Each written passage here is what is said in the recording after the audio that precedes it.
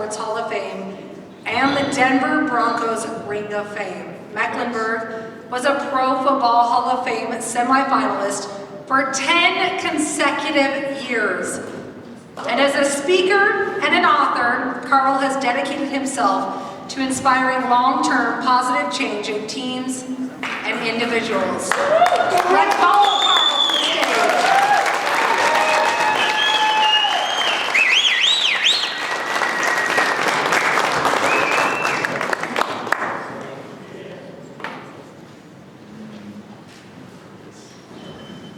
Technicalities, I guess I need a microphone. Thank you everybody for your bids and for your support of this organization. I'm a member of a couple of different Hall of Fames, not yet the big one, but that's coming one of these days.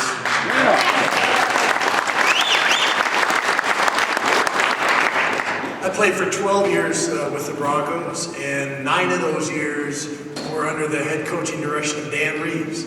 Dan was our coach for 9 years, and I remember his connection to the team. He had a feel for the direction we were headed. He understood the pulse of the team. And about once a year, he'd call us all together like this and sit us down, and in his Georgia drawl, he'd say, "Now, man, you're either getting better or you're getting worse. You can't stay the same." Dan said a lot of things I'm still trying to figure out, but I understand that. Change is inevitable. It's going to happen. The great thing about change is progress is always change. Let me say that again, because change isn't always progress, but progress is always change. I know there are needs here at the museum, talking about expanding a little bit. Your donations and your attendance here has helped push that forward another step. And again, I really appreciate that. Tonight I'm going to talk about keys to success that allow you to grow through change. We're going to talk about teamwork, with leadership being the ultimate expression of teamwork, courage, the courage to try new things, the courage to be decisive, dedication, which is hard work, constant learning, refusing to quit, desire, that's the dream, the passion, the mission, honesty and forgiveness with yourself and self-evaluation with others.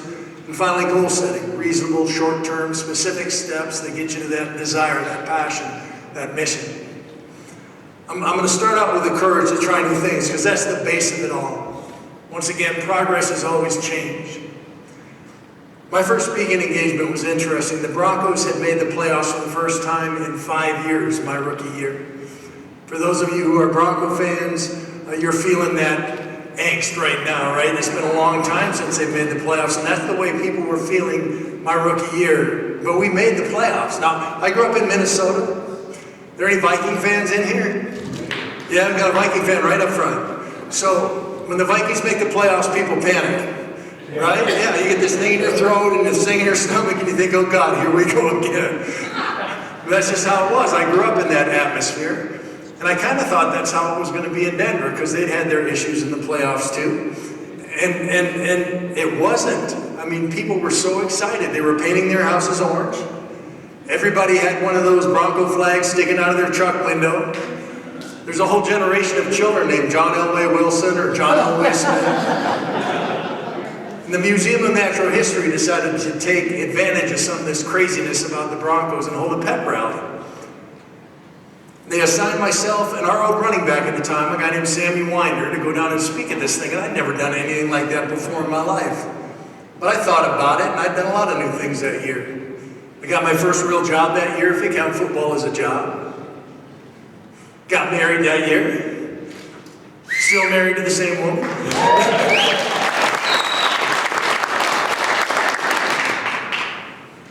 Got my first new car that year, a Trans Am with T-tops.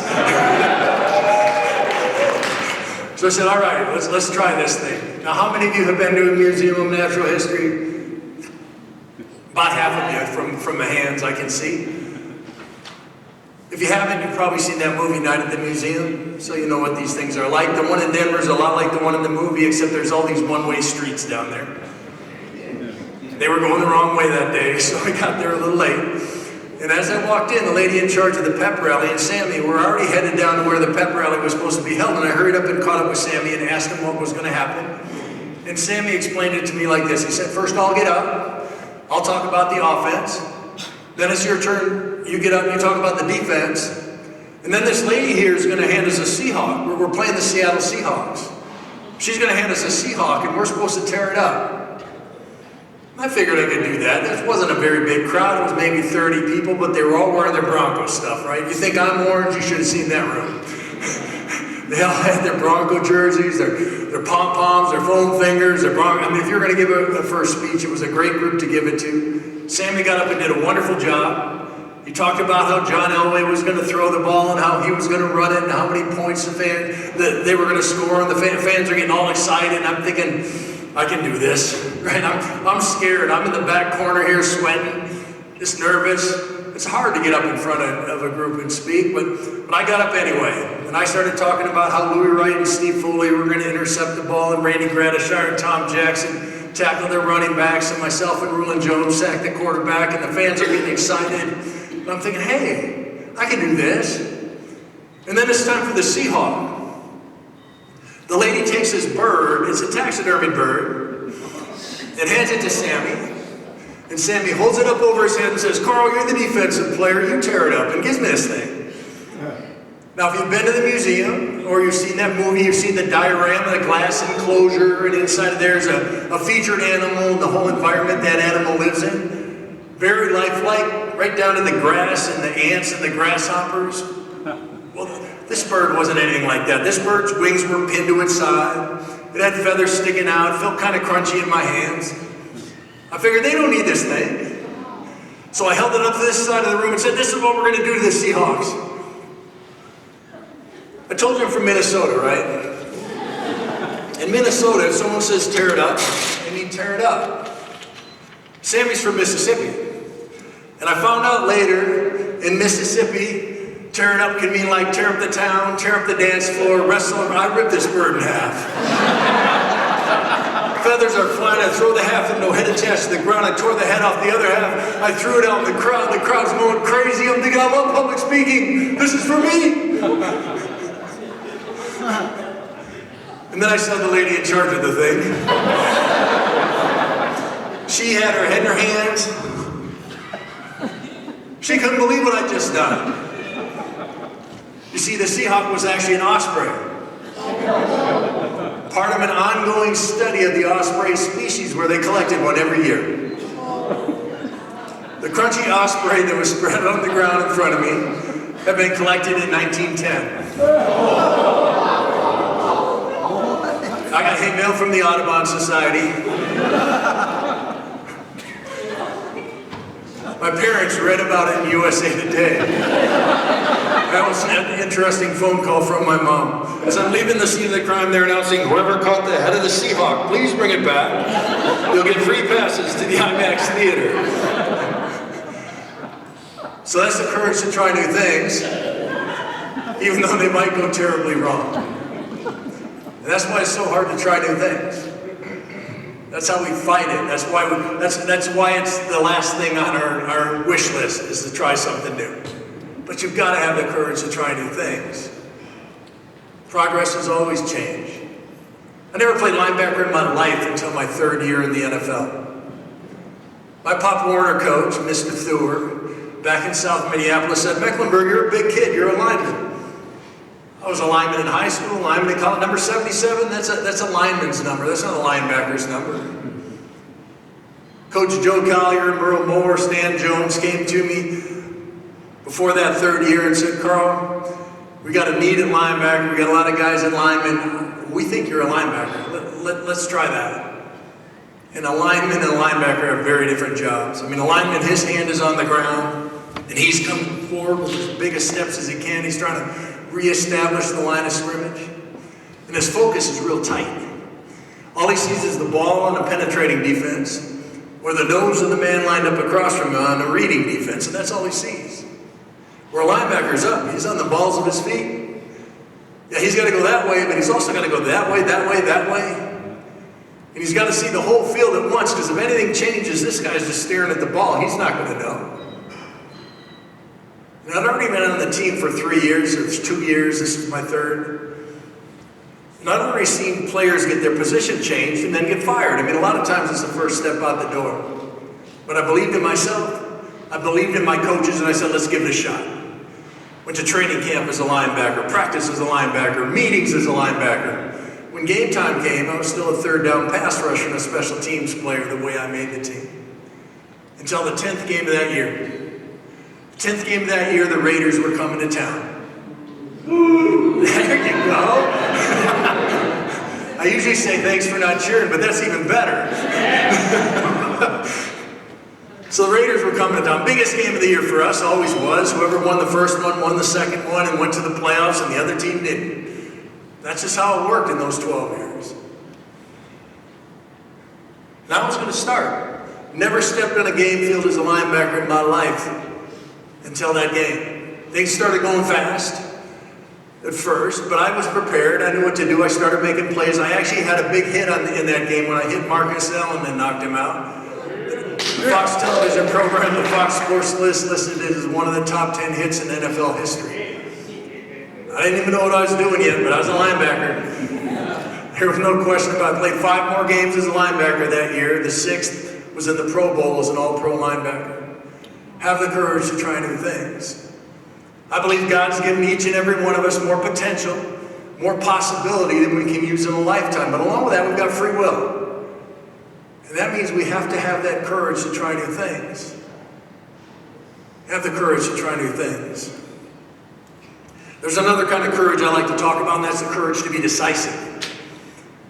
If you broke my career down and tried to analyze how I could, as the 310th pick of the draft and a 12th rounder, be successful in the NFL, it came down to decisiveness.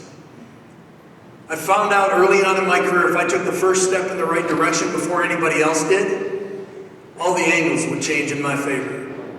The tight end couldn't pin me in, the guard couldn't cut me off, the fullback couldn't keep me from getting the line of scrimmage. Everything changed.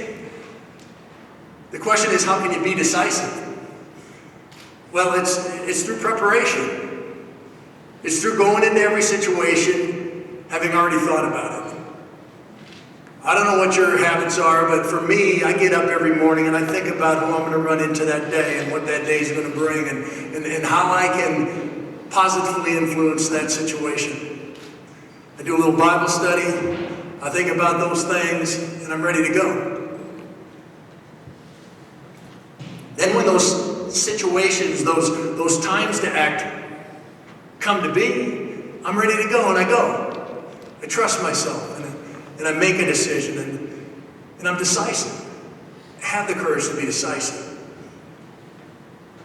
If I had to think about Denver Broncos through the years and who really exemplified decisiveness, the guy that comes to my mind the most was Peyton Manning. When Peyton came to the Broncos, he was a physical wreck. He had surgery on his neck. He broke his neck. He had surgery on his neck. His hand was numb. He could barely throw the ball from here to the belt buckles over there. But he was decisive. I'm sorry. He was prepared. He was unbelievably prepared. First time I met him was interesting. It was at a golf event. There's golf events at the Super Bowl every year. They invite NFL greats from the past, and then they also invite the rookies that are going to be the top draft choices that year. So this was Peyton's senior year at Tennessee. And I didn't follow college football, particularly not SEC college football, so I didn't know who Peyton Manning was. But he came up to me before this thing, "Oh, Mr. Mecklenburg, I love what you did for the Broncos. You were captain on the team. You had over 1,000 tackles. You had more sacks than anybody in the history of the team." And then he started talking about my University of Minnesota career. Peyton was 2 years old when I played at Minnesota. He didn't know. But what he had done is he had contacted the guy in charge of the golf event, found out what retired players were going to be there, and studied up on us. There was no Google back then. He had to go to a library or something. But that was Peyton. He was always prepared. Now, he set every record he could set as a quarterback with the Broncos in 2011. He had 55 touchdowns, 5,477 yards. I mean, it was unbelievable the year he had. And this was after his neck was broke. He was not an athlete. Did you ever see him run? I mean, he's not. But what he was he was decisive and he was prepared.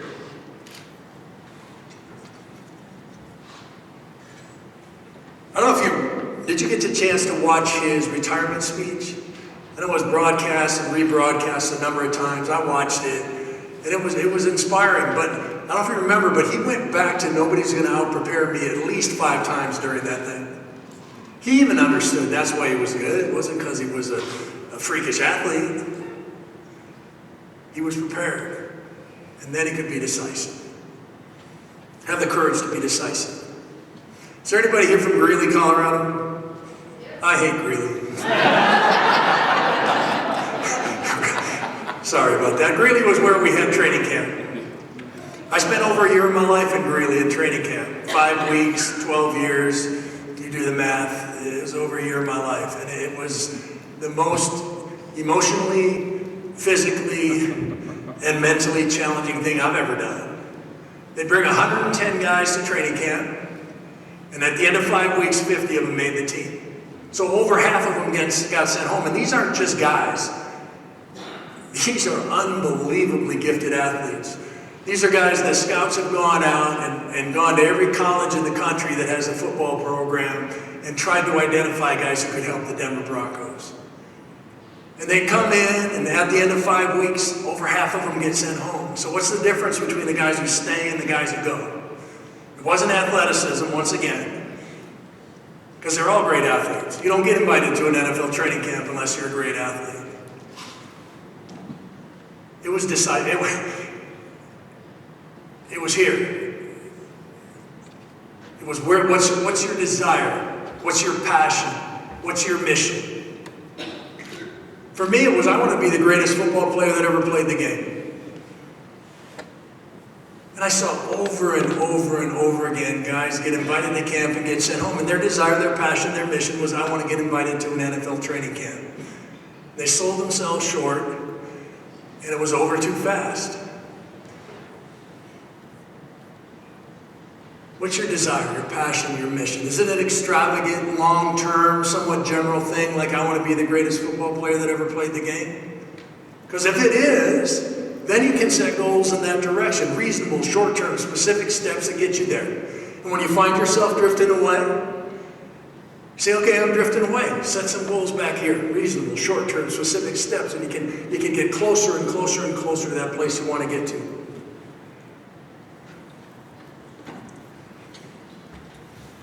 Now, I'm 63 years old now. I'm not Tom Brady. I can't still play. I have other desires, other passions, other missions. As a husband and a father, I want to give unconditional, uncompromising love to my family.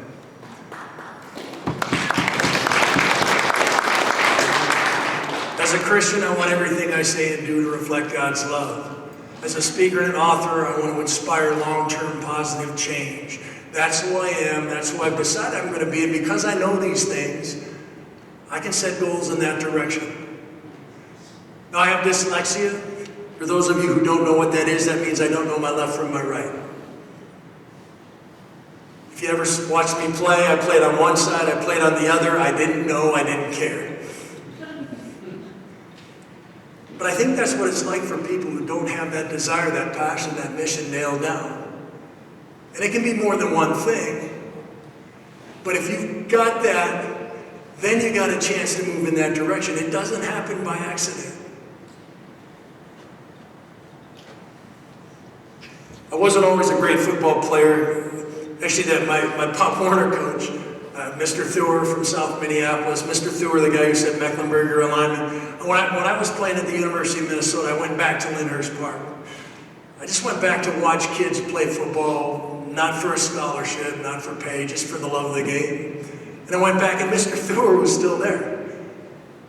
I went up to Mr. Thur, and first of all, thanked him for what he'd done for me, and then I asked him a question. I said, Mr. Thur, was there any indication when I was 10, 11, 12 years old playing with your son Tommy on your team that someday I'd be a Big Ten college football player? And Mr. Thur laughed. He said, yeah, there was something special about you, Karl. And he pointed over at his team. His team was stretching, and they were all touching the ground, touching their toes. He said, Karl, see them all there touching their toes? You could barely touch the bottom of your kneecaps. You were the stiffest kid I've ever coached. Not oh, he's going to be great someday. He's a stiff kid. That was me. In 9th grade, I was the smallest starter on our football team. As a junior in high school, I played JV. I didn't even make the varsity team. But I already loved the sport. And I was already driven to be good.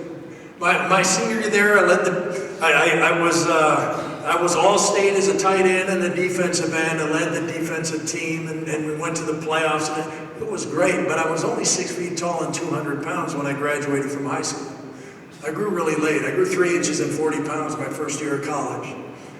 So I wasn't big enough to play major college football, so I went to Augustana College in Sioux Falls, South Dakota. Any Vikings in the house?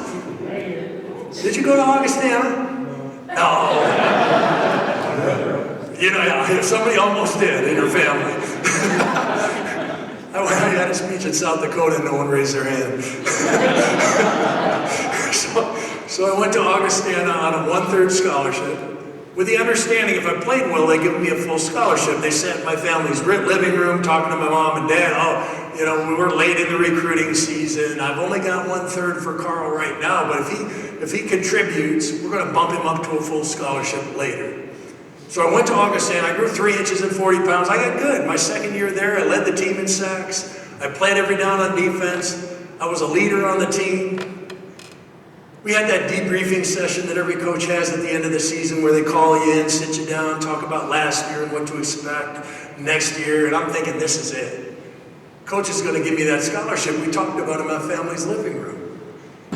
So I'm sitting there across the desk from Coach Swisher, and the first thing out of his mouth is, Karl, we know your dad's a doctor. He can afford this school.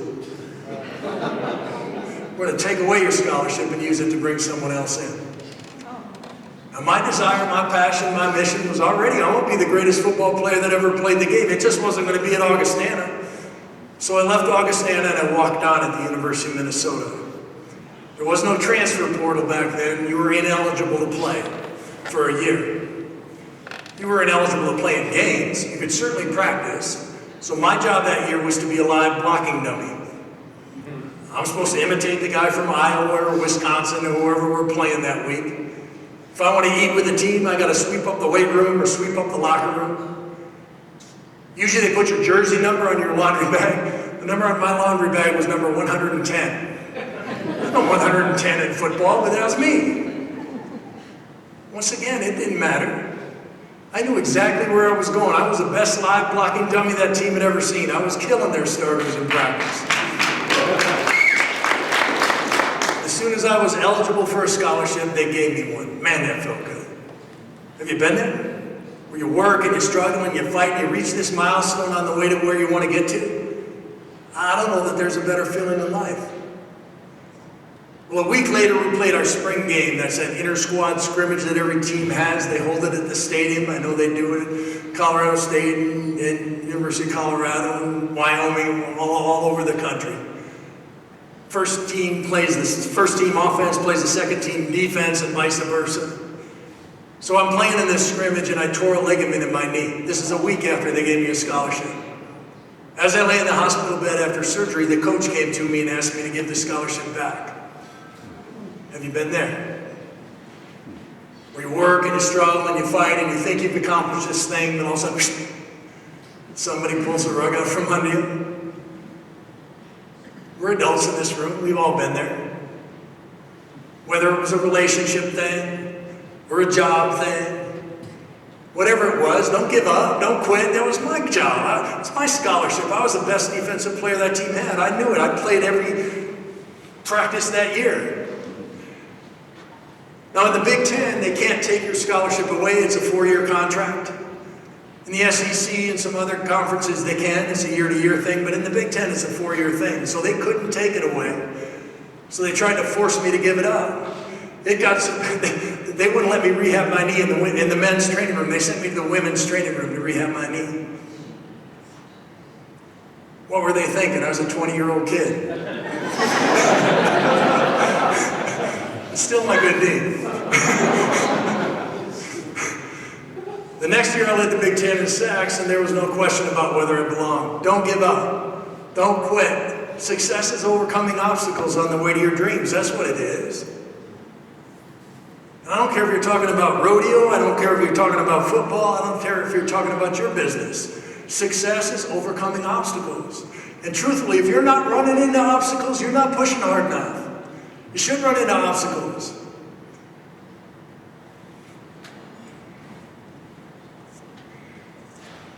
So the place the Broncos play now is not the stadium I played in.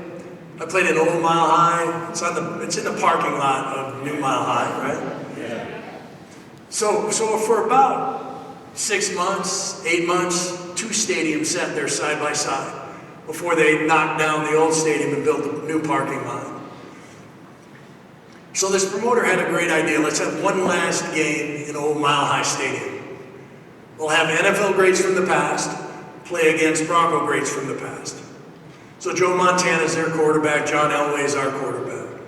Right? They got Mike Singletary at middle linebacker, we got Randy Gradishar at ours. Refrigerator Perry's there on their defensive line, we got Barney Shavis on our, you get the idea. The guy I remember most from that game was a guy named Bubba Paris. Bubba was an offensive tackle. He played at Michigan when I played at Minnesota. He played in San Francisco for a number of years, was an all-pro and great player. I played against him each year in Minnesota. I played against him, for some reason the Broncos always play San Francisco in the preseason, they still do. So I played against him every year in the preseason. I played against him every 3rd or 4th year in the regular season. I played against him in the Super Bowl. I played against him in the Pro Bowl. I knew Bubba, Bubba knew me. Now the promoter was smart. It's a great idea. A lot of tickets were bought. It was exciting. But he's also really cheap. He only rented one locker room, so both teams changed in the same locker room. He only bought one size shirts and shorts, 2X, which is what I wear. Bubba is 6'8", 350, 375, depending on how many desserts he ate. He comes up to me before this thing, looking crazy like he's wearing a thong. And dead serious, and turns to me and says, "Karl, slow down. Really, this is just for fun. Please slow down." The giant was afraid of me. And the giant was afraid of me because he knew I was going to bring it. It didn't matter if it was the preseason or the Super Bowl. He was going to get full effort out of me every single play, every single day. And why not? How am I going to find out how close I can get to that desire, that passion, that mission, if I don't give full effort? Now, this would be a really short speech if it was just about effort. It's not.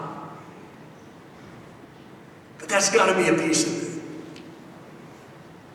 You can always find a little bit more to give, especially on a football field.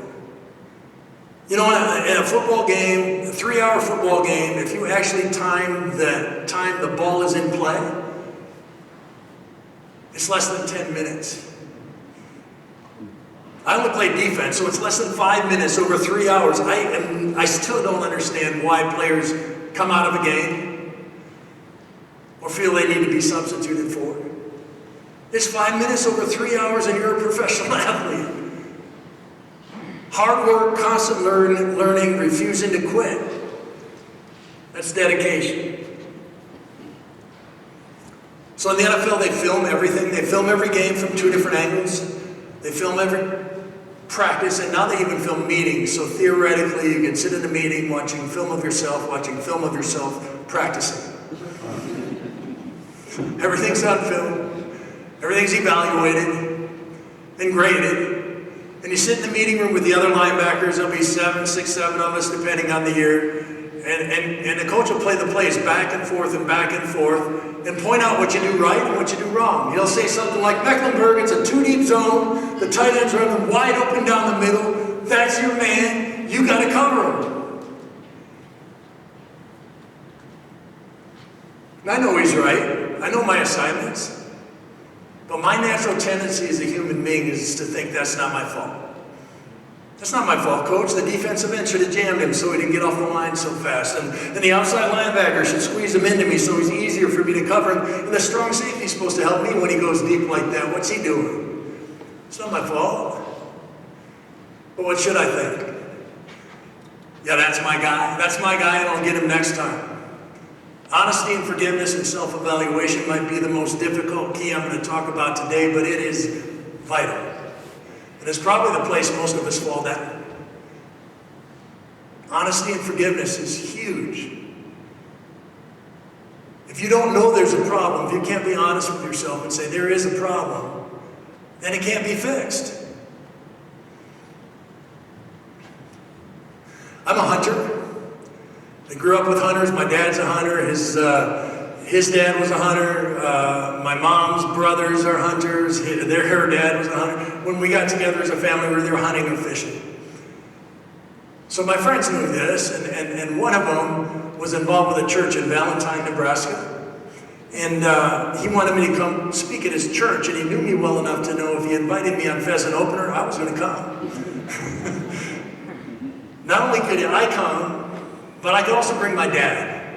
So my dad and I went on this wonderful hunting vacation, and not only were we going to hunt pheasants, but we were going to hunt ducks, and we were going to go turkey hunting. And I'd never gone turkey hunting before. And I studied up on it a little bit, and apparently turkeys have great vision and great hearing, and you have to be well camouflaged. I kind of overdid it. I went down to the Army surplus store and I bought a ghillie suit. Yeah, a ghillie suit is what snipers wear, right? You're invisible, you're a bush when you're wearing a ghillie suit.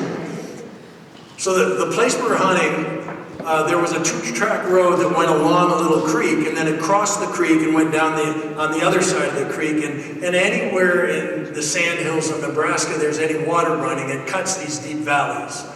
So there's this deep valley in there, there's oak brush and cottonwood trees, and up on top is the crops. So there's hay, and there's also wheat, and there's corn up top. So we're down in this valley. I'm a bush. The 2 guys we were with had gone off to a different spot. My dad was about 40 yards away. And you're waiting. You do a lot of sitting and waiting when you're turkey hunting. And we're waiting, and it's starting to get into the evening a little bit, and my dad gets restless and got up and left. And all of a sudden the turkeys came in. Now it's a real windy day, and turkeys don't like wind because it makes the brush move, makes noise. So instead of just walking across that little bridge, and that bridge was a turkey highway. I mean, there was poop and feathers and tracks everywhere. I mean, it was the perfect spot to be, but today they didn't cross it. Today they went down the bank to fly across to get underneath the cottonwood trees instead of walking there. And so they got under the cottonwood trees and made all the noise turkeys make before they fly up and roost. And my dad heard that and came back and sat down again. And all of a sudden a turkey started calling up the hill behind me. Now I don't know how far away this thing is because the noise echoes in those canyons. But he's scratching and he's clucking and making noise back there. And it's going to get dark. And as soon as the sun sets, you're done hunting. So I figured, you know what, I better turn and shoot this thing. And as I'm a bush, as I turned to shoot, my dad saw that motion and thought it was the turkey, and he shot me. 40 yards away with a 12-gauge shotgun, a 3.5-inch loaded number 4 shot. 65 pellets in the back of my head, neck, and shoulders.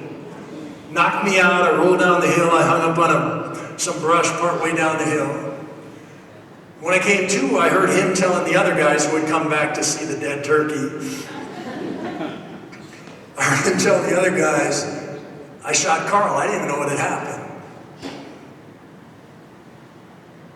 I got up. I'm a big man. They weren't going to carry me to the truck. I got up. I went and walked back to the truck. We took the truck to the Brown County Hospital. The Brown County Hospital is a garage. It is, cement blocks, 2 stalls is a garage. There was only 3 doctors in that county at the time. The one who came to see me, her whole exposure to gunshot wounds was on television. She'd watched the cop shows with the slow motion bullet going through the victim, and she looked at me with all the little pellet holes from a shotgun and said, "What are all those little holes? I thought you got shot." It's not reassuring when you've been shot. That was okay. She got me stabilized. They put me on a Flight for Life helicopter, took me to Kearney, Nebraska, where there's a real hospital, and I was all right. So this is all Friday night. Saturday I wanted to leave, but I guess they thought I was going to spring a leak or something, so we stayed in town Saturday. And then on Sunday, I went duck hunting in the morning, and I spoke at the church on Sunday. I was okay. My dad was not. My dad had taught me how to hunt. My dad had taught me about gun safety. My dad never went hunting again, and he gave it up, I think, because he couldn't forgive himself. Each of us have done things in our lives that we feel is unforgivable, but the fact of the matter is we would never make that mistake again. And whether it's a relationship thing, a business thing, whatever it is, be honest and forgiving with yourself.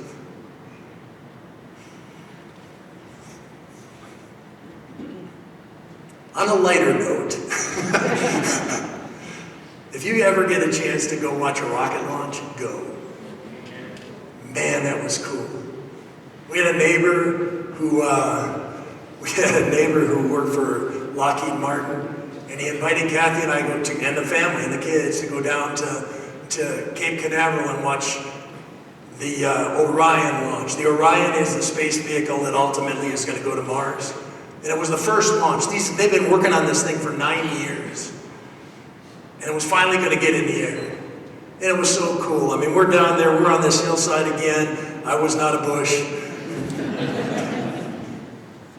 Probably, 300 people there on, at least. Anyway, in a burrito truck and a souvenir truck and a big pole with the speakers on it, and they're telling you exactly what's going on, and they get into the launch, and it's 5, 4, 3, 2, 1, and the world catches on fire. Just this thing takes off, and I don't know what I was thinking. I thought maybe it was going to be like a bottle rocket or one of those SS rockets as a kid, you know. But no, man, this thing was so powerful that we were sitting on this hillside, and there's a body of water, and then an island out there that they were launching this thing from. And that water was completely calm, and then as soon as that rocket started, it was just flashing like, I mean, it was amazing the power of this thing. We got back in the bus and went back to the hotel, and by the time we got back to the hotel, it had gone around the earth twice and landed in the ocean. Man, that was cool. But that was the second day. The first day, everything went wrong. The first day, we're sitting on the same hillside with the 250 people and the burrito truck and the speakers, and they get into the countdown and they said, "Stop the launch." Apparently a Russian trawler had drifted within range where they knew they were spying. So they had to scramble a helicopter, chase the trawler away. The fuel that pumps this rocket is frozen gas. So they had to pump it back out of the rocket into the freezer again and go through all their checks, and it took like an hour and a half. Now they launch these things at dawn. And they launch them at dawn because that's the least amount of wind. And by the time they got everything done and the gas pumped back into the rocket, the wind had picked up. And they had sensors all over the place, and they got into their countdown, and one of the sensors tripped, and it was stop the launch. It's too windy. Again, they had to go through everything, pump the gas out, pump the gas in, do all their checks, do all their everything, and then another hour and a half, and the wind stopped it 3 more times. Finally, they announced over those speakers, "We're going to try one more time. Hang on, folks, the wind had died down a little bit." They got in their countdown and they stopped the launch again. This time it was because a valve had frozen inside the rocket from pumping the frozen gas across it so many times. So they said, "Go home, come back tomorrow, we're going to try again." This is after 9 years of preparation for this. Each of the companies involved, Lockheed Martin, United Launch Alliance, and NASA, each went back and met individually. Each of those companies came up with something they could do different to fix the launch. And I am amazed that Lockheed Martin and United Launch Alliance didn't just point their fingers at NASA and said it's NASA's fault, this is their facility, that Russian trawler shouldn't have been here.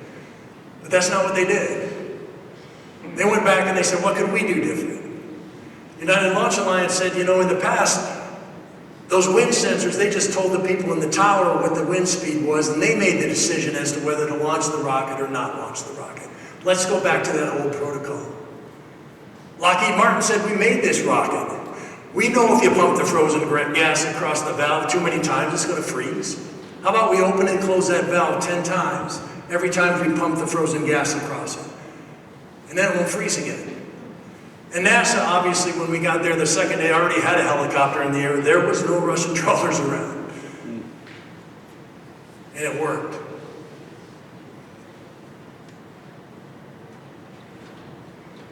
Team honesty and forgiveness is so valuable. Thank you. Am I sounding rough? I got punched in the throat a few times as a linebacker. That'll happen. Thank you.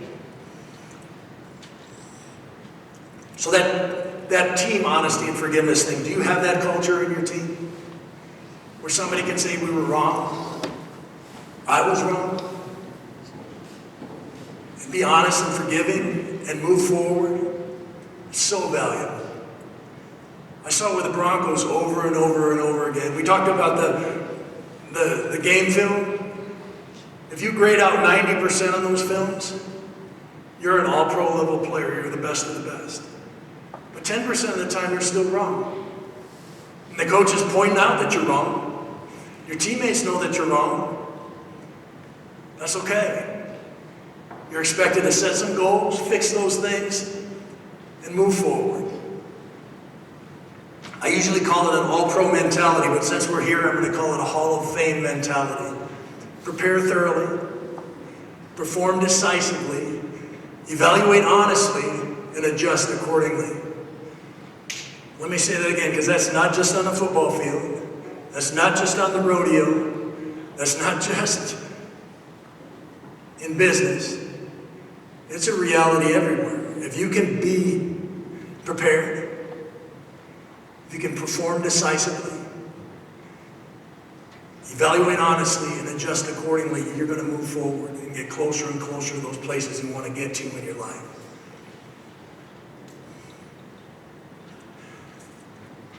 So I played on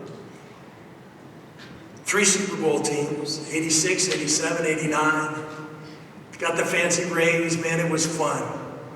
The old guys got along with the young guys, the black guys got along with the white guys, the rich guys got along with the richer guys. It was a blast to go to work. We all had the same passion, the same mission. We were there to win championships. I also played on a couple bad Bronco teams. My last year there was 1994. That was Wade Phillips last year as head coach. I don't know if you remember, but we lost our first 4 games. And it was brutal.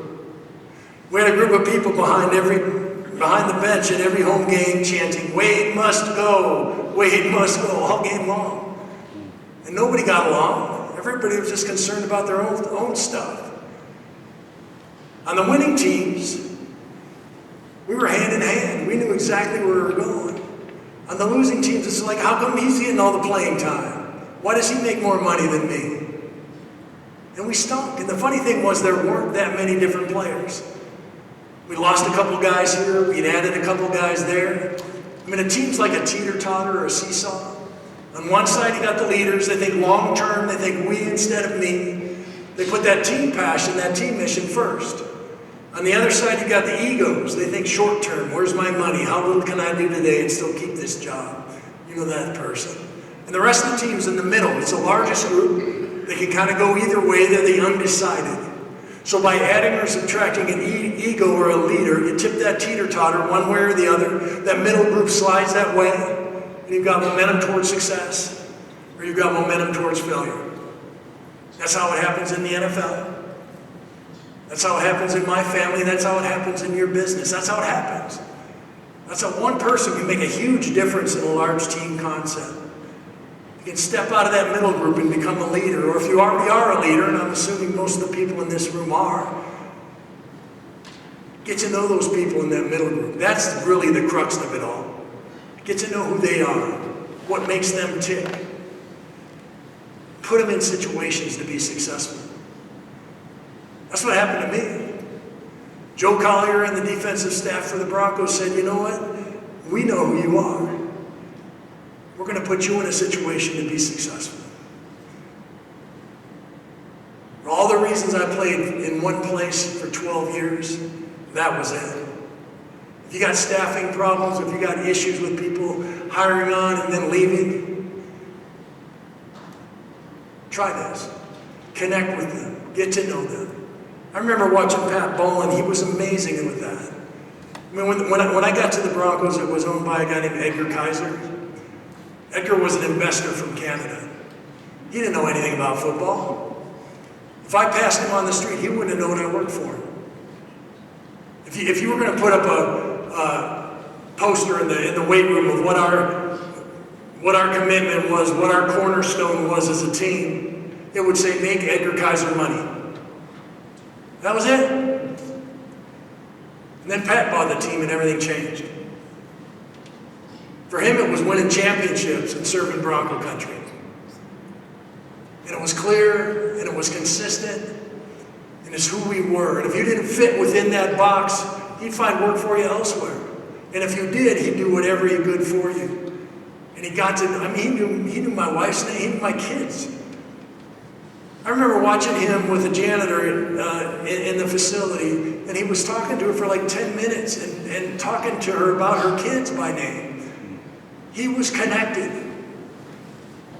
If you want people to care about their workplace, if you want people to care about any organization, connection is the heart of it.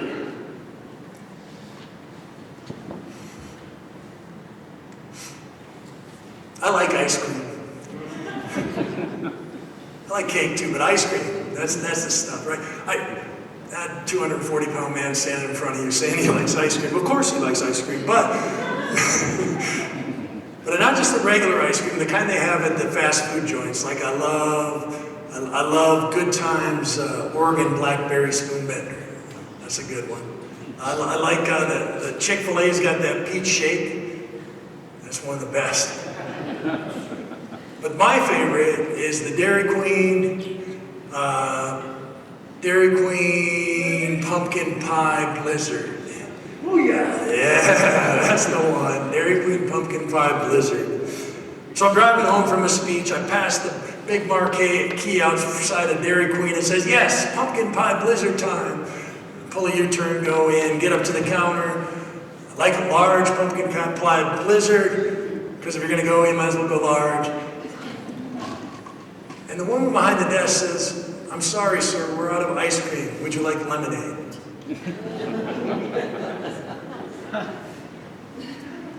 Where am I? If you've got a cornerstone, if you sell yourself as something, that's got to be who you are. I see it all the time. Organizations that drift away from what their purpose is. And as soon as you drift away from what your purpose is, you get lost. I mean, Dairy Queen is there to serve ice cream, am I right? Yeah.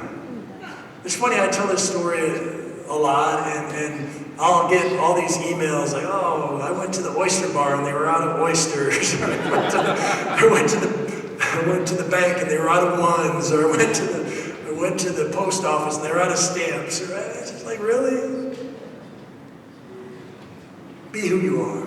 Authenticity. If there's one thing you take away from this, be who you are. Be authentic.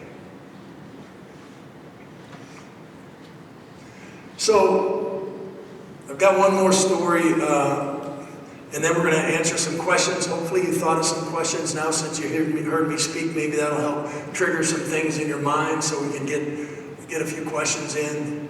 I was the 310th draft choice in 1983, a 12th rounder, 20 guys away from Mr. Irrelevant. And John Elway was the first pick of that same draft.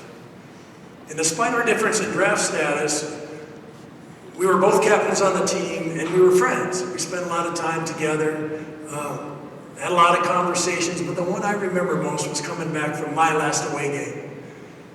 It was 1994, it was that Wade must go year.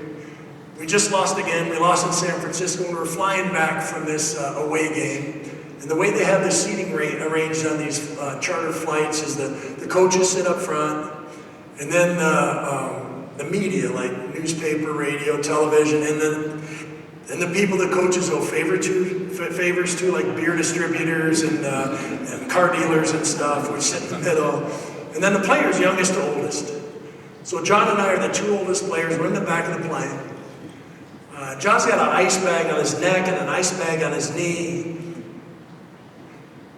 He's feeling kind of sorry for himself. He's beat up. It's the end of the year, but he was playing. I mean, our commitment as a Denver Bronco was we're here to win each game. And it didn't matter if we were out of the playoffs or in the playoffs, we were going to play.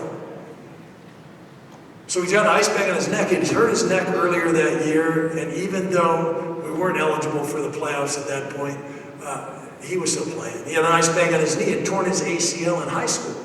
And they didn't know how to fix him back then. If you don't fix an ACL, it dissolves and goes away. So he spent his whole college and pro career with that knee shifting back and forth, chewing up cartilage. So by the end of every season, his knee's a swollen mess. And he turns to me, knowing I'm going to retire, and says, "Karl, I'm jealous." But he followed that up within 5 seconds by saying, "But I can't quit. I've got to win a Super Bowl." He'd taken that team passion, the team mission, and made it his own. And it wasn't I got to break Dan Marino's passing records, although he did. And it wasn't I got to go to the Pro Football Hall of Fame, although he did. It was I got to win a Super Bowl. And that team was as far from winning a Super Bowl as any I'd been on. The head coach was about to be fired, and everyone knew it. It was only the second time in 12 years we were under 500. The Broncos' best defensive player was retiring.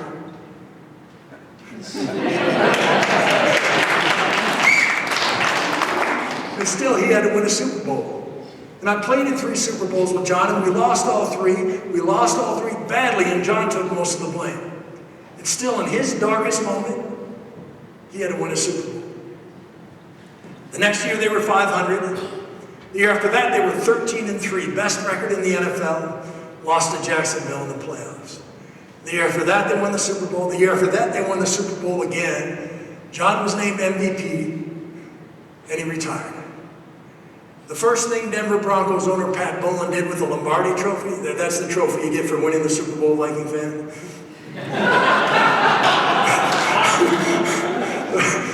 I was a Viking fan too. I got over it when they passed on me 12 times in the draft. The first thing that Mr. Bowlen did was hold that up over his head and say, "This one's for John." Because even he understood it happened because John knew where he was going. You have that power on the teams you're on. You have that power with your business. You have that power with your family. You have that power with your community.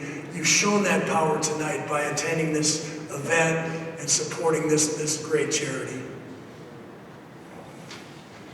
You spent the last hour being challenged and inspired by my stories of competition and overcoming. The ProRodeo Hall of Fame is all about that. Telling stories of the great rodeo stars of the past. Thanks for your support. Generations will continue to be inspired because of that support. Thanks again.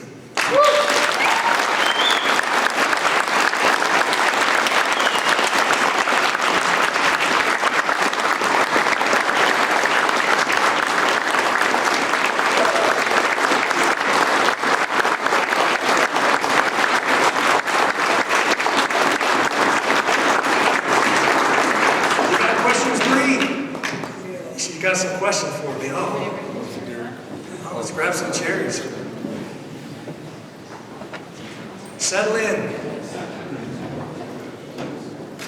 Thank you. Appreciate it. Card chair. One chair's back.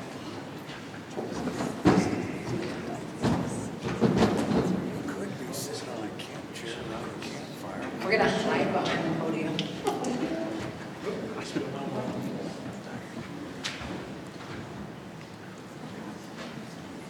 All right, we got quite a few questions for you. And that was even before the speech, so if you have more, maybe we can find Ken. Yes. Oh, there we go. Sir?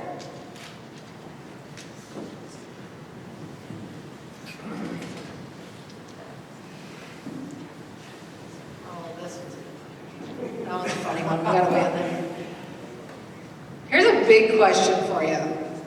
What was your favorite part of the game? I like to hit people. Yeah, and tear birds apart. Right. Got it. Yeah, no, you know what? Truthfully, the contact thing was big for me. I thrived on that. I love that. Adrenaline rush? Yeah. I mean, it's you against the guy across the line from you, and you know, it's man on man, and yeah, I love that challenge of physically knocking somebody around. I haven't experienced that, but I like that. I got that out of my I system. have children. If you were not drafted by the Broncos, who would be your dream team to play for? Well, I said it earlier, teasing the Viking fan, but I grew up a Viking fan. I played in the same stadium they played in Minnesota as a Gopher. I have no idea why they didn't draft me, but that would have been the team that I hoped would have drafted me. Home. Home, Yeah. yeah, home. You could have went with the next best, the Packers, you know. That's a fun stadium. What was your most embarrassing moment during a game? That's a good one. Most embarrassing moment during a game. I guess it would have to go back to those Super Bowls. The top 9 of the top 10 televised programs in the United States television history was not 5 News. It was Super Bowls. It was Super Bowls, and I played in 3 of them, and we just got hammered, and it was embarrassing. Did you catch a lot of flack with that? Yeah, you know, we lost in the AFC Championship game against Buffalo, and it was a close game, and Elway was sick, and you know, we fumbled at the end, and we ended up losing that game, and the fans were so much more upbeat and excited about life after that than they were after losing the Super Bowl.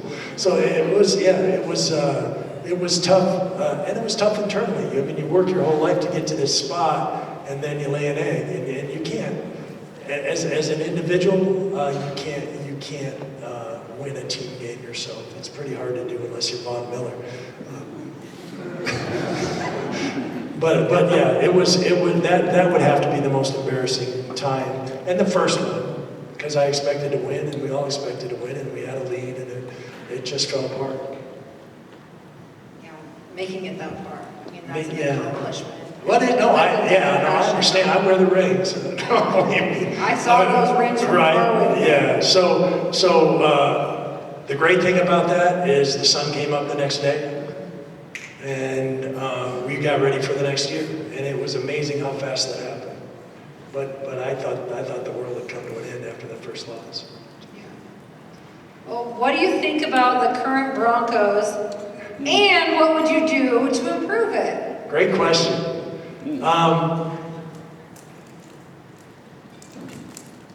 NFL football is tricky because you want to have the best players and the best coaching staff in place at the same time, and it's really hard to do. There has to be consistency, and the mark of great organizations is consistency. They build a team to the point where they're competitive, they're making the playoffs, maybe losing the playoffs, whatever, and then they add a few free agents that'll get you over the top. That's what the Broncos did under John Elway when they brought in Peyton Manning. That's what the Cronkies have done with the Avalanche. That's what the Cronkies have done with the Nuggets. I mean, to compete in a free agent world, you don't just bring in a whole pile of free agents, because one of one of the earmarks of being a free agent is you're willing to leave. Right? You're not committed to your team. You're not giving everything you possibly can for your team. You're not living and dying for your team. You're moving on because you can make more money somewhere else or something's better somewhere else. So you can handle a few of those guys on one side of that teeter-totter, but it can't be the majority of the guys. You got to have homegrown guys that are the core of the team, and then you add at the end and get over that hump. And that's. I think we've got the right coach with Sean Payton. I think he needs to draft guys who fit his system, and it takes a while. The average career in the NFL is 3 years. Was when I played, still is. So in 3 years, half the guys that were there before Sean signed on will be gone, and he'll have, the majority of the guys will be his, and hopefully things will take off. But that it takes time, and people aren't patient. No. No, you're not patient, are you? No, that's a building team every year for 4 years now. No. Except they're building for a Always new be a coach every process. 4 years. I know. If you're building for the same coach, then you get the right guys. You get your core in You there. get your guys, Yeah. right? The guys that fit his system. That's right. We're going to get there. As the rules of the NFL change, if you could make a rule change, what would it be? What do they call that thing that they just outlawed, some sort of hip tackle thingy? I don't even know what that is. It's flag football. The game changes. The game always has changed. My grandfather was a little All-American at University of North Dakota in the 1920s. And I was watching football with him. It was Thanksgiving. They used to always play the Notre Dame USC game on Thanksgiving, right? And I'm sitting there watching the game with Grandpa. I'm 10, 11 years old, and I made the mistake of saying, Grandpa, these guys are really big. I don't know if you could play nowadays. Hell, boy, I played when it was a man's game. Didn't have no face mask, didn't have no pads in my pants, had to play both ways. I said, sorry, Grandpa. The game changes. I appreciate the fact that they're trying to make it safer, but it's just an inherently dangerous game. I know it looks like I came through unscathed, but I've had 18 football-related surgeries, 10 on my knees. I mean, it's just part of the deal. The concussion thing was not part of the deal. I came in expecting to maybe limp a little when I got done, but the brain thing is a whole other ball of wax, and that's what they're trying to fix in the game, and it's hard. I understand that now they've legalized those bubble things they put on their helmets in practice. Now we're maybe going to see those in games. That'll be interesting. What did you say about change earlier in your speech, though? Yeah, progress has always changed. There you go. In your career, who impacted you the most? Wow, who impacted me the most? My friend Barney Chavis just went into the Colorado Sports Hall of Fame. Barney was, I was his backup when I first got to the Broncos. And Barney was an amazing guy. Barney is a southern black gentleman that out of South Carolina that has the thickest black southern accent thing going on. Like if he called the house, Kathy would just say, yeah, Barney, Carl's coming. I mean, yeah, she had no idea what he was saying. I was kind of used to it. But Barney understood what it meant to be a mentor. Barney would gather all the young guys and the old guys around him, and he'd ask stuff like, what you would have did. That's not good English, but it's a great question. I don't know what you just said. What you would have did. What you would have did. What you would have did means, now if you were in this situation, because we're going to get in this situation, if you were in this situation, what would you do? And he would ask us that all the time. And he would involve the young guys, and he was just a rock. I mean, he played 13 years in the NFL, never had a surgery. He's like strung with cable. When I started playing linebacker, I knew that was taken care of. I didn't have to worry about over there. Barney was over there. The rest of these guys, I don't know, but Barney, that's taken care of. And that steadiness, trustworthiness, that attention to detail that he had was amazing. And I guess of all the people that impacted me, because that's what I wanted to be. I wanted to be the guy that you could count on. I wanted to be the guy that made the play when it was my turn to make the play. I'm not going to be scoring touchdowns and doing all that stuff, but I want to make the play when it's my turn. And that was Barney. Who is the hardest quarterback to sack? John Elway. Because if you touch him in practice, you get a roadmap and an apple.